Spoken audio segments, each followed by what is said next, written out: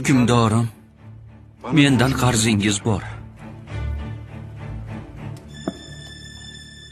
Sizdan nega qarz so'raganman? Hukmdorim, men savdo sotiq bilan shug'ullanardim. Xonavayron bo'ldim. Bu o'zimgacha qarzga botdim. Har kuni tunda uxlashdan avval Allohga duo qilaman. O'g'lim, hukmdorimiz qarz qayerdan kelganini so'rayaptilar.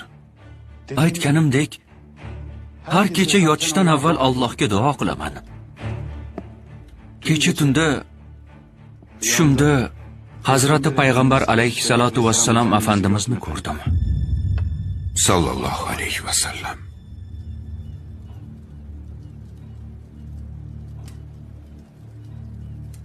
Ular menga Hamidimizga ayt.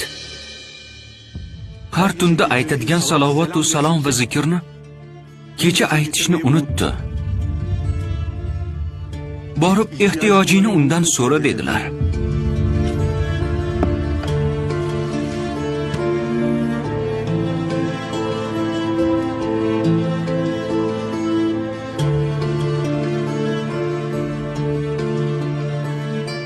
Nima dedilar? Hamidimiz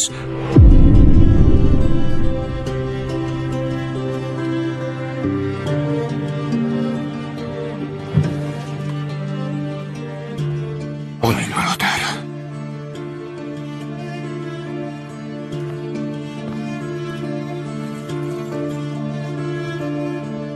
Nima dedilar? Yana qaytaringchi. Hamidimiz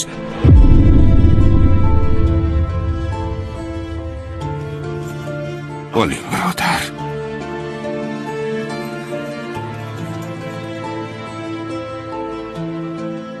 Nima dedilar?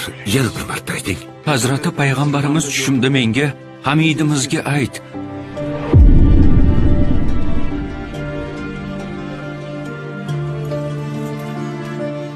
Oling.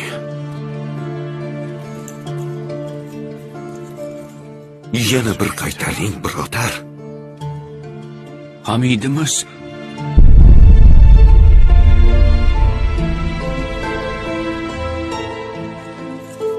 Oling birodar. O'g'lim, shuncha olganingiz yetmaydimi? Yetadi podsho, hoziroq qarzlarimni uzaman.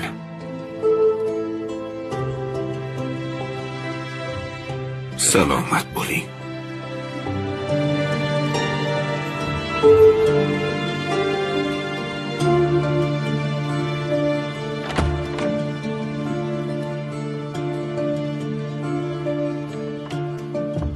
Hukmdorim, sal qolsa bor budingizni olib ketardi. Nimalar deyapsiz podsho? Vallohi billahi butun boyligimni, saltanatimni so'rasa ham berardim. Kecha tunda ishladik podsho. Ish joyida uxlab qolibmiz.